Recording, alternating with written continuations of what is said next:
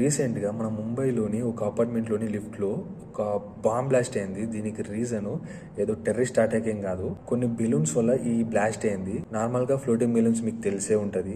దాంట్లో హీలియం అనే గ్యాస్ని ఫిల్ చేస్తారు. హీలియం అనేది ఒక స్టేబుల్ గ్యాస్, కాకపోతే అది కొంచెం ఎక్స్పెన్సివ్ ఉంటుందని చెప్పేసి ఈ మధ్య వెండర్స్ ఏం చేస్తున్నారంటే హీలియం గ్యాస్ ప్లేస్లో హైడ్రోజన్ గ్యాస్ని ఫిల్ చేస్తున్నారు. హైడ్రోజన్ అనేది ఒక హైలీ ఫ్లేమబుల్ గ్యాస్. మీరు ఈ వీడియోలో చూసినట్లయితే ఆ పర్సన్ కొన్ని బెలూన్స్ ని తీసుకొని వెళ్తున్నాడు. లిఫ్ట్ లో ఆ పర్సన్ తో పాటు ఇంకొక పర్సన్ కూడా ఎక్కారు. లిఫ్ట్ అనేది ఒక కన్ఫైన్ స్పేస్. లిఫ్ట్ డోర్ ఒకసారి క్లోజ్ అయిందంటే దాంట్లోంచి గాలి అయినా ఏదైనా దాంట్లోనే రీసర్క్యులేట్ అవుతుంది. అండ్ సీలింగ్ లో ఉండే ఎయిర్ బ్లోవర్స్ ద్వారా షాఫ్ట్ లోనే ఎయిర్ సర్క్యులేట్ అవుతుంది.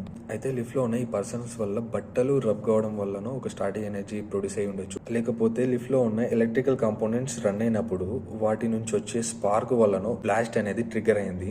లిఫ్ట్ డోర్ క్లోజ్ కావడంతో ఆ ప్రెషర్ అనేది ఎటు వెళ్ళక హెవీ బ్లాస్ట్ అయింది. హైడ్రోజన్ బెలూన్స్ లిఫ్ట్ లో తీసుకువెళ్ళడం చాలా డేంజర్.